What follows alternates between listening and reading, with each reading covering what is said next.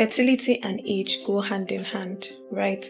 So you have to know that if you are in your 30s, that's your early 30s, fertility is going to gradually start to decline. But once you are above 35, you would now start to notice, like it will become very noticeable. So it's usually advised that if you are 30 to 35, you should try for at least 12 months. Now, what do we mean by trying? People seem to, not understand that before you can say, I have not gotten pregnant with my husband, it's not just trying for 1 year. We usually say that you should have regular, that's in a week, you should have sex not less than 3 to 4 times. Welcome, dearest viewers, to another fantastic episode where we talk about our health. And this is fully powered by Nature's Field. My name is Omobolanle Valentina Adigun, aka Omobola Val. And today we're going to be talking about something very interesting. I am particularly excited because this is a discussion that should be quite prominent amongst us in the society. I have got two exceptional medical professionals with me in the studio, and these individuals are quite keen when you talk about reproductive endocrinology. Welcome with me to the studio, Dr. Chinenye and Dr. Richard. Thank you very much. Glad to be here. Welcome. Dr. Richard, welcome. So good to see you again. Same here.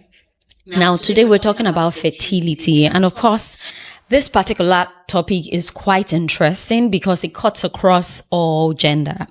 And of course, we have different questions from people who live in different parts of the world. Just like I said, this is a topic that affects everyone.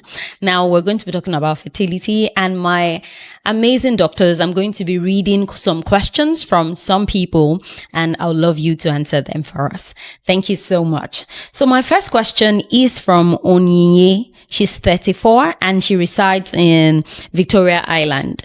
Her question is, I've been trying to conceive for over a year and my cycles are actually regular. I track them carefully, but nothing has happened. I don't know why. How can I tell if my eggs are healthy? And what does low AMH mean for my fertility? Dr. Neye, please, I would love you to answer this. Okay, so Onyi, first thing you have to know is that regular cycles are actually a good sign, but they don't automatically guarantee fertility. Now, if your egg health is an issue for you, the truth is that there is no home test for it. But the biggest factor that can play here is your age. Because egg quality declines with age. But when you come to the clinic, the things we look out for are your AMH levels, that's your anti-Müllerian hormone levels. This will help us to assess your ovarian reserve, that is the quantity of eggs that you have left. Also, we'll look out for hormones such as the follicle stimulating hormone and the luteinizing hormone. We'll also carry out an ultrasound to count the number of follicles that you have.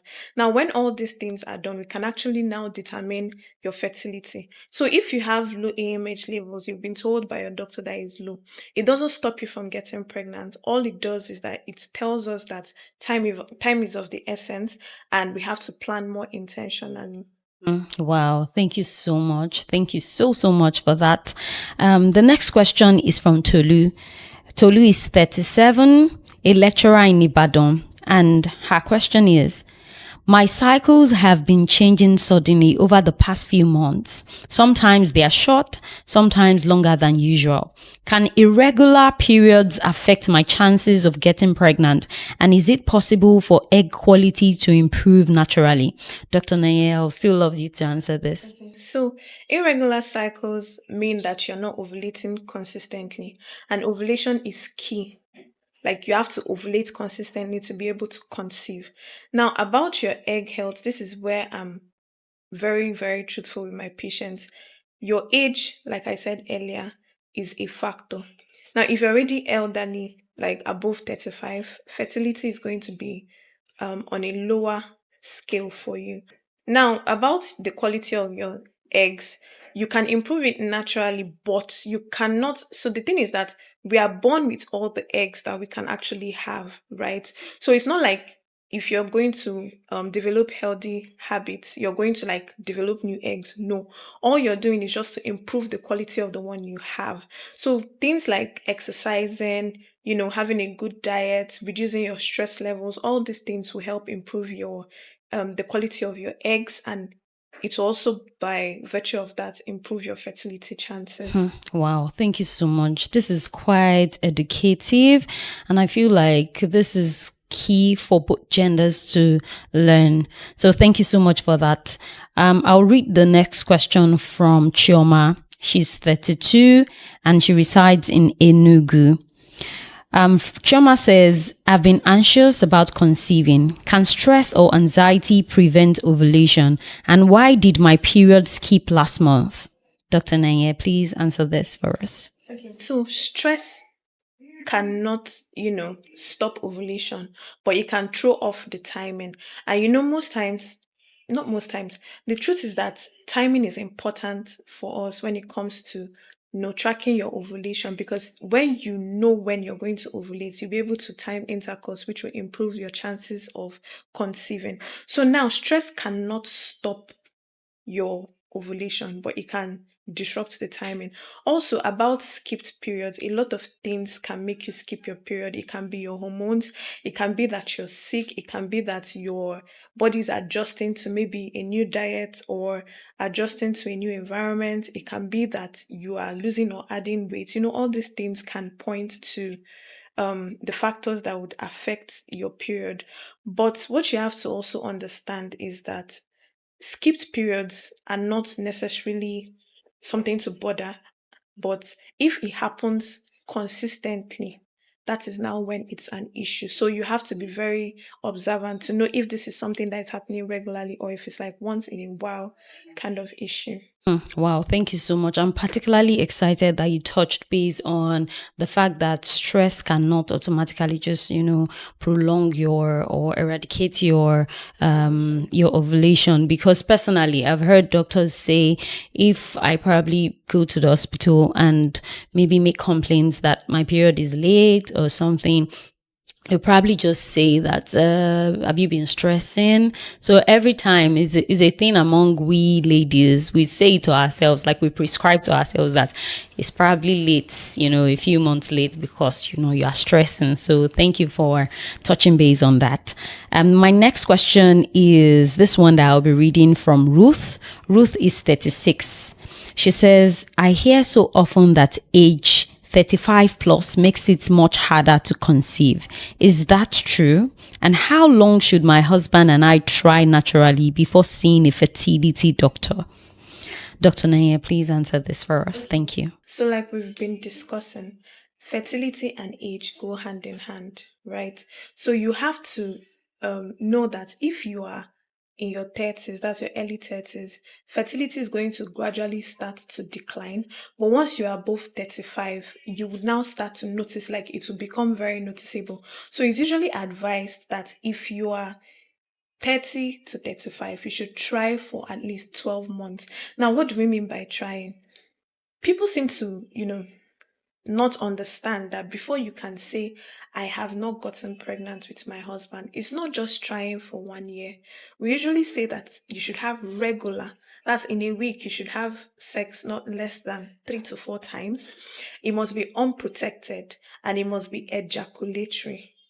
Like your husband actually has to ejaculate into you before you can say that you are having regular sex for 12 months and you're not able to conceive. Now, if you are above 35, that time frame is reduced to 6 months. But if you are dealing with things like irregular cycle or PCOS, it's advised that the sooner the better. That's just it. Wow, thank you so much. Now that we're talking about fertility, I love the fact that in your last statement, you also mentioned if you're dealing with PCOS, one popular factor that is most common with amongst women is PCOS. Even ladies that, because we see the awareness of PCOS going on, we see it online. Some people, just because they have irregular menstrual cycle, they already just say, it seems I have PCOS. So let's talk about PCOS. And we have some questions directed in that area. So we have this question. The person says, Fatima, actually, she's 29. I have PCOS and I don't ovulate consistently. Can PCOS prevent me from getting pregnant? How do I know if I am ovulating? Are lifestyle changes really enough to help? Can supplements improve egg quality naturally? And how long will it take to see results? That's a lot of questions, but if you need me to Yes, we'd read have to. one after the other, Exactly. So I'll be we'd have glad to to. break that down. Okay. So can I have the first part? Okay. She says she has PCOS and she does not ovulate consistently. The first question is, can PCOS prevent her from getting pregnant? Okay. The answer is no. It cannot prevent you from getting pregnant, but it might be a little more difficult because with PCOS, you're not ovulating consistently. And with that, we have to take extra care to time your ovulation. So we can use things like your basal body temperature to measure. There are ovulation predictor kits that you can get from the market. All these things would help us to actually know when you're going to ovulate, and then we can plan around that. Okay, so thank you for that. Her next question is, how do I know if I am ovulating? I know you mentioned now that, there are some. So like I said earlier, we can get you a thermometer that you use to measure your basal body temperature. We'll tell you the temperature range to look out for.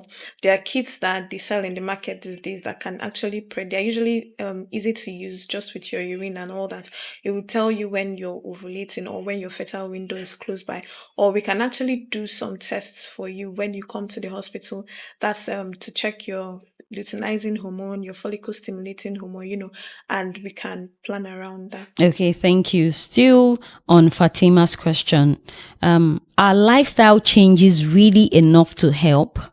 So they are enough to help, right? But it's not like they're a magical pill or like the solution to everything.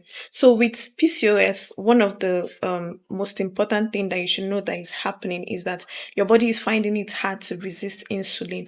That's why with people that have PCOS, you notice that most of them struggle with gaining weight.